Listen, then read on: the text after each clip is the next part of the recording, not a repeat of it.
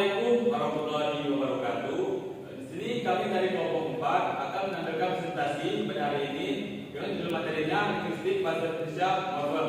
Di sini saya Bang Firmansyah, saya Monansyah, saya Indra Widiolanda, saya Kartika Putri.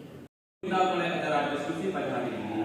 Langkah baiknya kita baca surat An-Naba dari ayat 1 sampai 10 secara bersama-sama.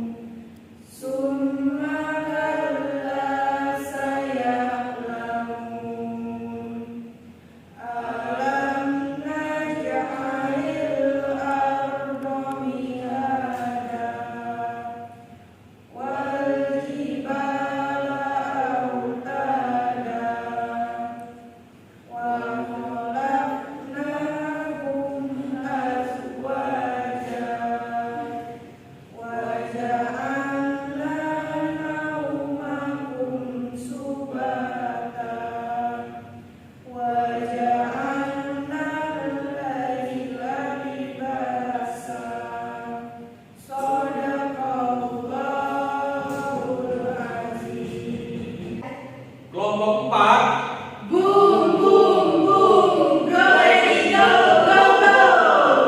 materi pertama akan disampaikan oleh Indra Widiolanda. Pada intinya saya silakan. Baik, terima kasih moderator. Di sini saya akan menyampaikan materi tentang pengertian bentuk linguistik dan pengertian morfem. Linguistik merupakan ilmu bahasa atau ilmiah mengenai bahasa manusia. Linguistik juga sering disebut dengan linguistik umum atau general linguistik karena linguistik tidak hanya mengkaji satu bahasa saja melainkan mengkaji bahasa pada umumnya. Nah, objek kajian linguistik ini adalah bahasa yang merupakan media ujaran kata ucapan yang digunakan dalam kehidupan sehari-hari. Nah, contoh kata bahasanya itu adalah bahasa warna, bahasa media, dan bahasa politik. Selanjutnya, pengertian morfem. Secara etimologi, kata morfem berasal dari kata morf yang berarti bentuk dan kata logi yang berarti ilmu. Jadi, secara harfiah, kata morfologi berarti ilmu mengenai bentuk. Nah, di dalam kajian linguistik, morfologi berarti cabang ilmu bahasa yang mengkaji seluk-beluk bentuk kata dan perubahannya, serta dampak dari perubahan itu terdapat arti atau makna. Jadi dapat didefinisikan arti morfologi yaitu sebagai bagian dari ilmu bahasa yang mempelajari seluk-beluk kata meliputi pembentukannya yang mencakup kata dan morfem. Terima kasih kepada Indra Widiolanda. Untuk materi selanjutnya akan disampaikan oleh Fatma. Fatma, saya silakan. Baiklah, terima kasih kepada moderator. Di sini saya akan menjelaskan tentang objek kajian morfem. Nah, ruang kajian morfologi ini dikenal sebagai sebuah unsur dasar atau satuan terkecil dalam proses pengamatannya, di mana satuan unsur terkecil ini disebut juga sebagai morfem. Nah, morfem ini sendiri adalah satuan gramatika terkecil yang bermakna dapat berupa akar atau dasar dan dapat berupa afiks. Nah, bedanya akar dapat menjadi dasar dalam pembentukan kata dan akar memiliki makna yang leksikal. Nah, sedangkan afik tidak dapat dan afik hanya jadi penyebab terjadinya makna gramatikal. Nah, contoh satuan morfologi yang berupa morfem dasar yaitu pasa. Nah, selanjutnya ada pun contoh morfem yang berupa afiks yaitu n, di, na, dan lain-lain. Nah, sebagai satuan terkecil ini morfem tidak dapat dipecah lagi sebagai bagian yang lebih kecil yang masing-masing bagian tersebut mengandung makna. Dengan demikian morfem menjadi bagian-bagian pembentuk atau konstituen satuan-satuan gramatikal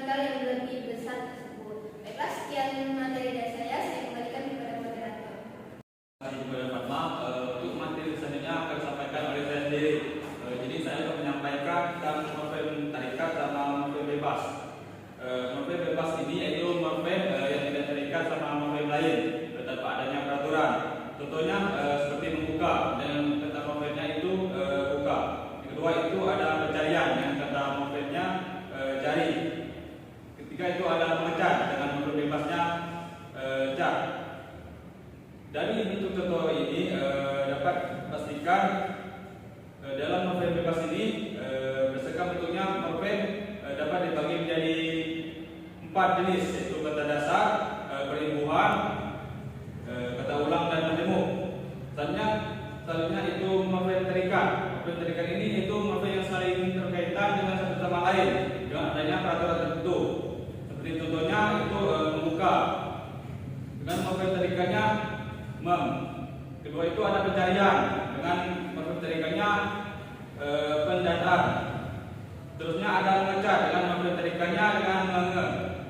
Berdasarkan tempat terkaitnya, pada sebuah morfem dasar, morfem terikat dapat dibagi menjadi 4 jenis, yaitu awalan, sisipan, akhiran, dan gabungan awalan dan akhiran.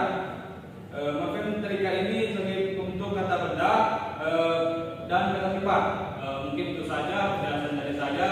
Untuk materi selanjutnya akan disampaikan oleh Munaiza. Munaiza, saya silakan. Terima kasih kepada moderator. Di sini saya akan menjelaskan mengenai proses morfologi. Proses morfologi ini sering disebut dengan morfonis atau proses gramatikal. Proses morfologi ini adalah pembentukan kata dengan afiks. Nah, di dalam proses morfologi ini terbagi menjadi 3 proses, yaitu yang pertama ada proses afiksasi atau pengimbuhan. Proses pengimbuhan terbagi menjadi beberapa jenis. Hal ini bergantung pada letak atau di mana posisi afiks tersebut digabung dengan kata yang diletakinya. Kata dibentuk dengan pengimbuhan awalan prefiks. Kata yang berimbuhan prefiks ini seperti ber, me, di, ter, ke, dan se. Contohnya itu seperti memakan, meminum, berenang. Lalu yang kedua ada kata sisipan atau infiks. Contoh kata yang berimbuhan dengan infiks ini ada l, m, dan l. Lalu kemudian ada kata yang berimbuhan dengan infiks, itu kata-katanya ada l, m, dan n. Contohnya itu seperti serabut dan gemetar dengan kata dasar sebut dan getar. Lalu ada kata yang berimbuhan sufiks, yaitu dengan imbuhannya an, kan, dan i. Contoh katanya itu lukisan dan tangisi dengan kata dasar lukis dan tangis. Lalu kemudian ada konfiks, yaitu gabungan prefiks awal dan sufiks akhir dengan kata pengimbuhan pe-an, per-an, ke-an, se-nya, dan ber-an. Contoh katanya itu seperti kenakalan dan layaran dengan kata dasar nakal dan layar. Lalu yang kedua ada proses reduplikasi atau pengulangan. Proses reduplikasi atau pengulangan ini adalah pengulangan sambungan gramatik baik seluruh maupun sebagian, baik variasi, fonem maupun tidak. Hasil pengulangan itu merupakan kata ulang, sedangkan satuan yang diulang-ulang merupakan bentuk kata dasar. Contohnya rumah-rumah yang berkata dasarkan dengan rumah. Lalu yang ketiga ada kedudukan morfologis dalam linguistik. Di dalam ilmu linguistik, kajian morfologi beda di antara kajian fonologi dan sintaksis. Sebagai kajian yang terletak di antara kajian fonologi dan sintaksis, maka kajian morfologi itu mempunyai kaitan baik dengan fonologi maupun dengan sintaksis. Keterkaitannya dengan fonologi jelas adanya kajian yang disebut morfonologi atau morfofonemik, yaitu ilmu yang mengkaji perubahan fenom akibat adanya proses morfologi, seperti munculnya fenom y pada dasar kata hari yang apabila diberi dengan sufiks an menjadi harian. Sekian penjelasan materi dari saya kembalikan ke moderator. Itu saja materi yang dapat disampaikan oleh kelompok kami.